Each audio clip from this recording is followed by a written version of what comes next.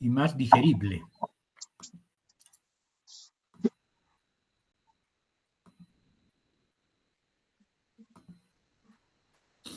Muy bien, entonces,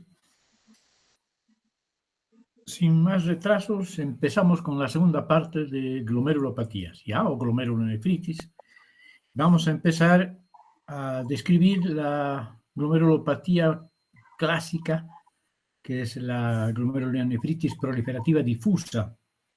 ¿Sí? También se llama glomerulonefritis post-estreptocócica, postinfecciosa. También se llama postinfecciosa. ¿Sí? Entonces, ¿cuáles son las principales características de esta glomerulopatía que ustedes ven aquí en un corte histológico? Es producida por depósitos de inmunocomplejos, ¿sí? Generalmente después de una infección estreptocócica. Obviamente las cepas nefritogénicas, como el estreptococo hemolítico del grupo A. Y estos depósitos inmunocomplejos clásicamente se ubican en un territorio subendotelial, pero también pueden ser intramembranosos y más a menudo subepiteliales, ¿ya? Clásicamente son subepiteliales, pero pueden ser intramembranosos y subendoteliales. Los depósitos por inmunofluorescencia son granulares, como ya hemos visto en la clase anterior. Los depósitos por inmunohistoquímica pueden ser lineales, granulares o no estar presentes en las glomerulopatías pausoinmunes, ¿verdad? Entonces, este es un ejemplo típico de una glomerulopatía por complejos inmunes y, por lo tanto, los depósitos son granulares. La clínica típicamente es un síndrome nefrítico, es decir, un cuadro clínico caracterizado por hipertensión, hematuria, azoemia y algún grado de proteinuria de rango no nefrótico y otras manifestaciones más, ¿ya? La mayoría de los casos, sobre todo en infantes, se recuperan, pero una pequeña parte puede progresar a una glomerulopatía rápidamente progresiva y conducir a partir de ella a una insuficiencia renal o desarrollar lentamente una enfermedad renal crónica tras una aparente recuperación. ¿Sí? Esos son los datos, diríamos, sobresalientes de esta variedad de glomerulonefritis postestreptocócica o postinfecciosa. Y en la histología lo clásico es, o son los glomérulos agrandados, hipercelulares, con presencia de penachos capilares glomerulares proliferados. Hay proliferación de varios tipos celulares. Por ejemplo, el endotelio está proliferado, el mesangio está proliferado. Hay reclutamiento además de neutrófilos, ¿sí? Lo clásico es esto, que todos los glomérulos de un riñón o de ambos riñones estén comprometidos y todos presenten más o menos esta misma característica, ¿sí? Si hay recuperación, entonces hay regeneración glomerular y tubular, porque siempre hay algún grado de daño tubular, y recuperación de la función sin problemas, ¿ya? Pero un pequeño porcentaje, sobre todo más frecuentemente en jóvenes o en adultos, puede haber una glomerulopatía rápidamente progresiva con presencia incluso de semilunas, ¿verdad? Otra glomerulopatía importante del ser humano es la glomerulopatía membranosa.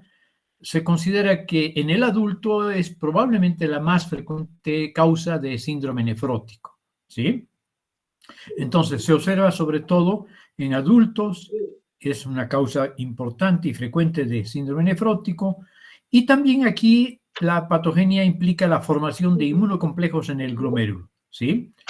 Estos inmunocomplejos se depositan también en la porción subepitelial con patrón en espiga y cúpula. Lo característico es un engrosamiento difuso de la pared vascular con un engrosamiento difuso de la membrana basal glomerular, ¿sí? Esta membrana basal engrosada por el depósito de complejos inmunes y las secuelas secundarias a ese depósito, o las consecuencias secundarias a ese depósito, van a convertirla en una membrana anormalmente permeable y va a haber una proteinuria de rango nefrótico, y es una proteinuria no selectiva, ¿sí? No solamente para albúmina, pueden pasarse albúmina, globulinas y otras proteínas, no necesariamente las más pequeñitas solamente.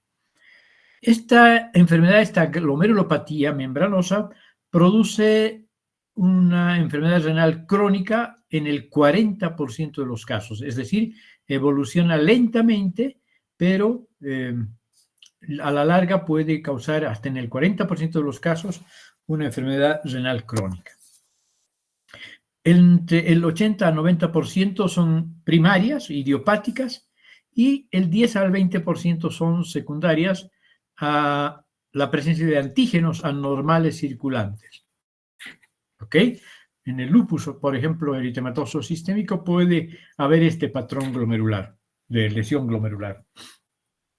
Tenemos una tercera glomerulopatía, que es la glomerulopatía membrano-proliferativa. Es más frecuente en adolescentes, por lo menos el inicio es más típico de adolescentes. Se caracteriza por un síndrome mixto, ¿sí? Con hematuria y síndrome nefrótico, o sea, nefrítico-nefrótico. En ocasiones domina el síndrome nefrítico y en ocasiones el nefrótico.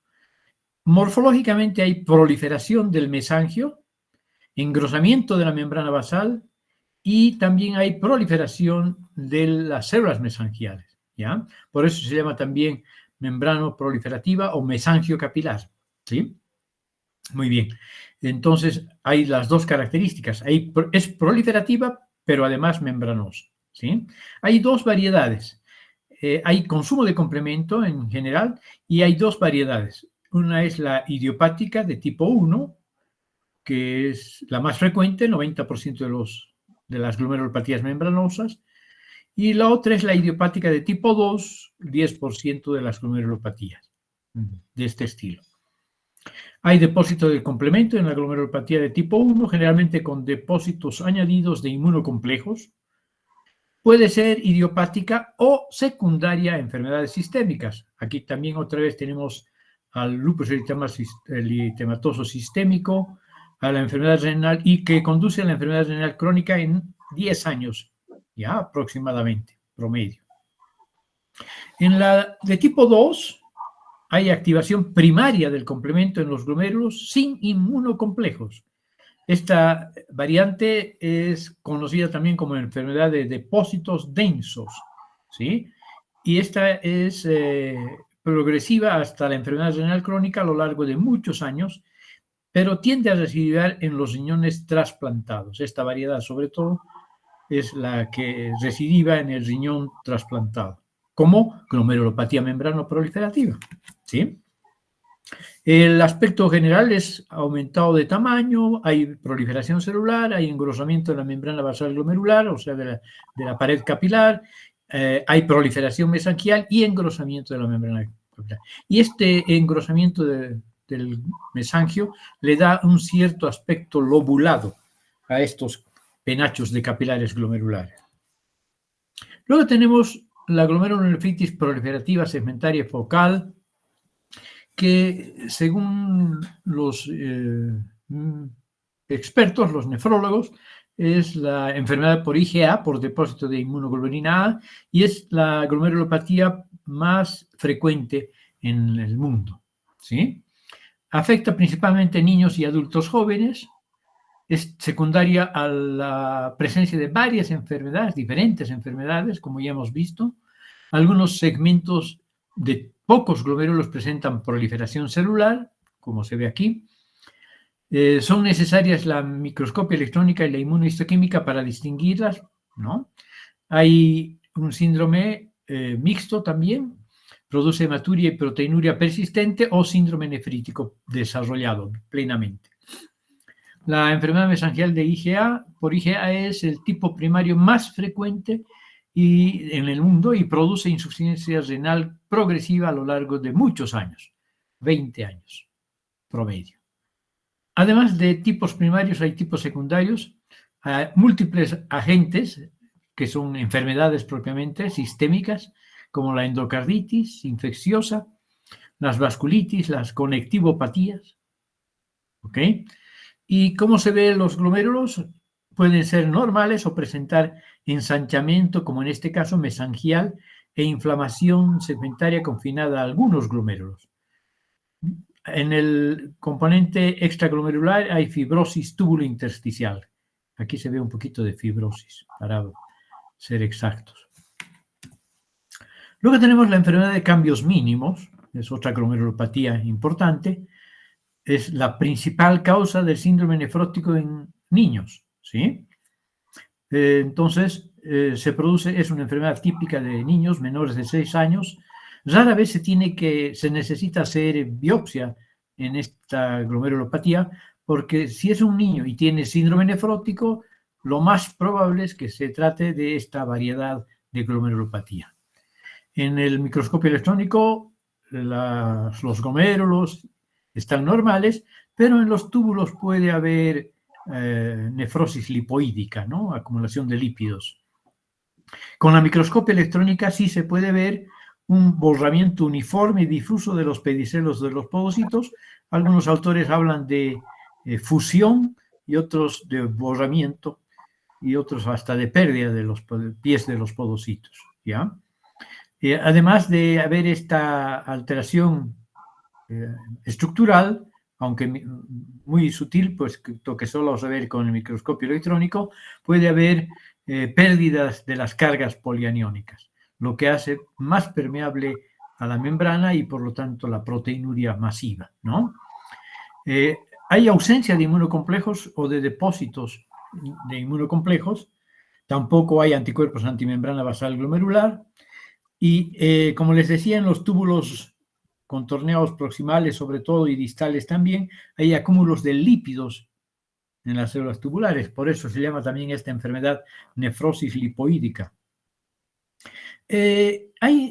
Con el tratamiento con esteroides hay una remisión precoz, una excelente respuesta. Sin embargo, algunos autores hablan de una recidiva de la proteinuria en más de 2/3 partes de los casos. Y por lo tanto, estas recidivas condicionan que estos individuos adquieran una especie de dependencia de los corticoides para controlar su enfermedad. Se han propuesto causas, anticuerpos no fijadores de complemento frente a antígenos de las membranas celulares del epitelio glomerular. Esta es una hipótesis, ¿sí? Y repetiríamos en la microscopia óptica entonces glomérulos que parecen normales, epitelio tubular cargado de lípidos y gotitas proteicas, y en el microscopio electrónico borramiento uniforme y difuso de los pedicelos de los podocitos. Así es como se ve normalmente con el microscopio electrónico de barrido, ¿no? Estereoscópicamente se puede ver en 3 dimensiones los podocitos. Estas estructuras, esta es un capilar, por ejemplo. Vean las prolongaciones de los podocitos, cómo envuelven a los capilares. Hay prolongaciones de primero, segundo y tercer orden, y entre las de tercer orden están los pedicelitos, y entre los pedicelitos están las diafragmas de filtración, ¿no? Entonces, lo que se ve, esto es normal y esto es lo que se ve. Vean cómo se ha perdido esta estructura sutil de pedicelos bien definidos, ¿no? Hay borramiento o fusión de los pedicelos de los podocitos. Parecen células no podocitarias. Sus prolongaciones incluso se hacen más cortas, aparentemente, ¿no?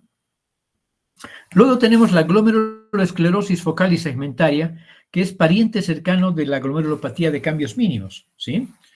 Frente a causa de proteinuria no selectiva persistente y síndrome nefrótico, hay que sospechar en la glomerulosclerosis segmentaria focal, sobre todo no tanto en niños, ¿sí? El 10% en la infancia y el 20% en adultos. Es importante distinguir la de enfermedad de cambios mínimos por esto, ¿ya? Y una característica cuando progresa la enfermedad es la hialinización focal de los glomérulos por aumento de la matriz mesangial. IgM y C3 granulares se pueden observar. Es idiopática en niños, en adultos, secundaria a otras enfermedades como el VIH. Además de proteinuria en adultos, hay hipertensión y hematuria, ¿sí? Mal pronóstico, 50% de progresión pero indolentemente hacia la enfermedad renal crónica, con una progresión de compromiso de los glomérulos que se van a ir hialinizando.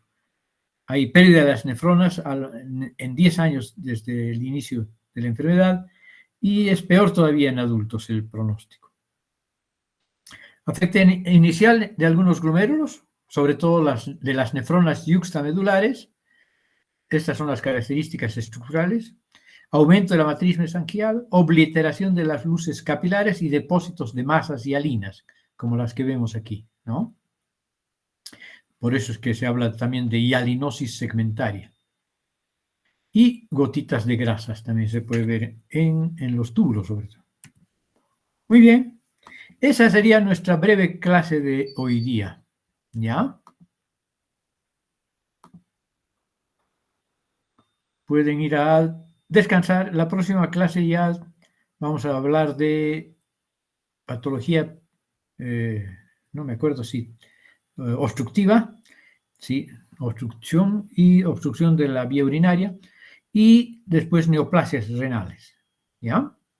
Entonces tendríamos 2 clases más para terminar el componente de la patología urinaria. Siguen conmigo por lo menos 15 individuos, me alegra. Nos vemos en París la próxima semana, el lunes. ¿Ok?